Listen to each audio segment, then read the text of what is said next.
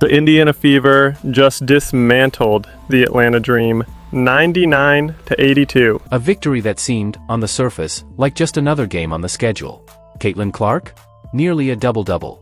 12 points. 9 assists. She controlled the floor like a seasoned veteran. The headlines were predictable. Clark shines. Fever dominate. Statement win. And sure, those things are true. But let's be honest, if you're watching this, you already know. You're not here for surface-level box scores. You're here to peel back the layers.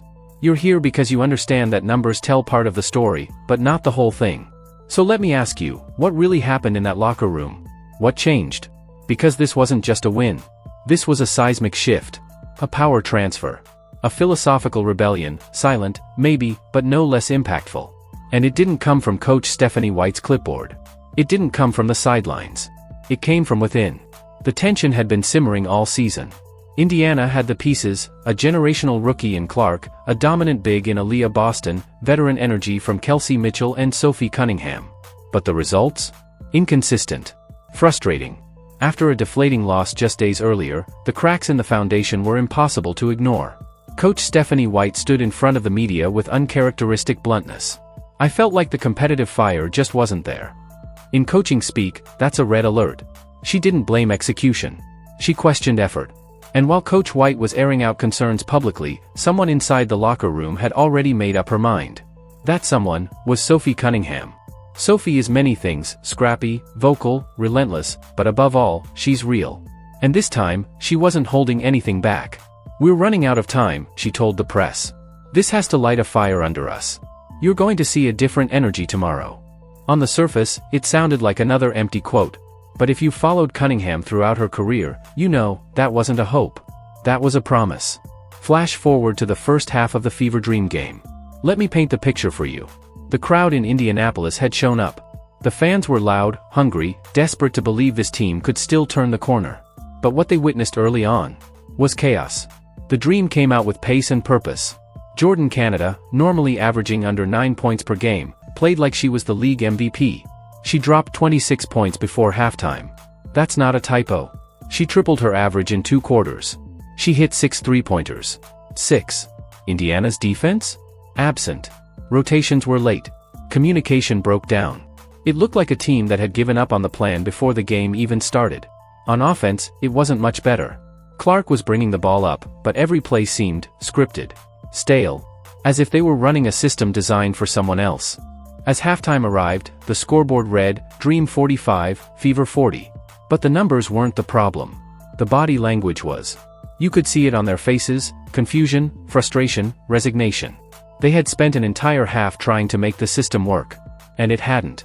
Now, we don't have a mic in that locker room. But through the fog of speculation and whispers, one thing is clear. The players took over. It wasn't loud. It wasn't a scream fest. It was worse. It was intentional. Sources close to the team say Cunningham stood up first. And this time, it wasn't for a quote. It was for accountability. "We've been doing what we're told. We're running plays that aren't built for us. For her." She pointed at Caitlin Clark. "And we're failing." That silence that follows moments like these?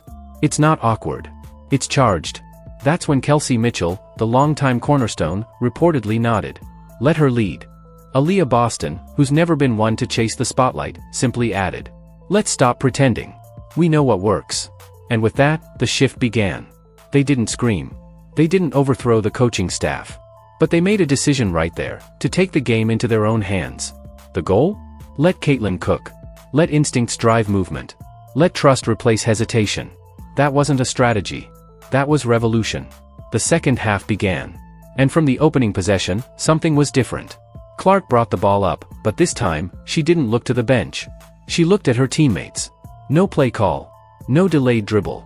She attacked the defense with rhythm and feel. Suddenly, the ball was zipping. Cuts were sharp. Spacing opened up.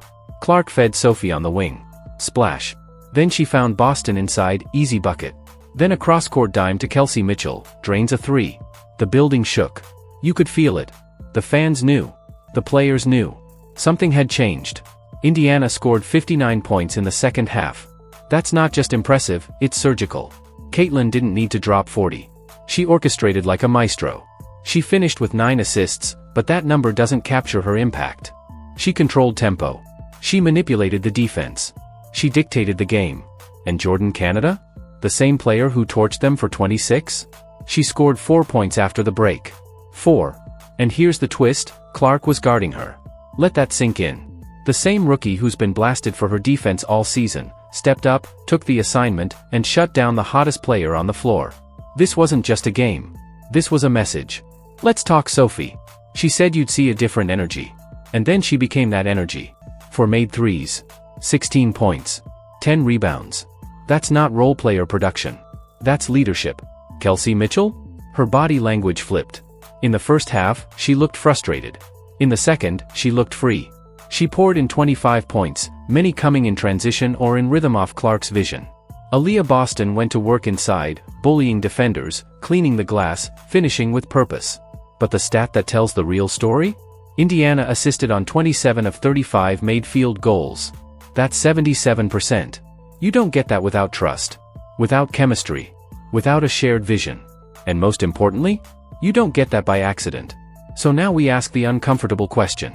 Where does that leave Coach Stephanie White? Because make no mistake, this was not her game plan. This wasn't her vision. This was a player-led renaissance. A reassertion of instinct over instruction. And it worked. That creates a problem, because now, the players have tasted freedom. And freedom is addictive. How do you go back to the old system when the new one just worked? How do you convince Clark to follow a script, when ad-libbing unlocked everyone? How does the coaching staff regain control, when the locker room just proved it doesn't need rescuing? This wasn't just a win. It was a declaration. So here we are. We've crossed a line. Caitlin Clark, rookie, yes, but not just another player, is no longer a part of the system. She is the system. And her teammates just said so with their play. Now the front office, the coaching staff, and the league itself have to reckon with a new reality. This isn't a rebuild anymore. This is a player-led team with a generational talent at the center. And with that comes responsibility. The Fever now have 2 choices. Reinforce the old structure, and risk mutiny. Or embrace the shift, and ride the wave. Because what we saw against the Dream wasn't just basketball. It was identity formation. It was the birth of a culture. So we ask you, the fans, the real ones. Was this just a one-time pivot? Or the beginning of a new era? Has the power quietly shifted from clipboard to court? And most importantly, is Caitlin Clark now not just Indiana's best player, but its unofficial coach? Tell us in the comments below. Because this story? It's only getting started. And if you want more real, raw, behind-the-scenes analysis like this, hit that subscribe button. Turn on notifications. Share this with someone who needs to see the bigger picture. Because this wasn't just a win. This was a revolution, one dribble at a time.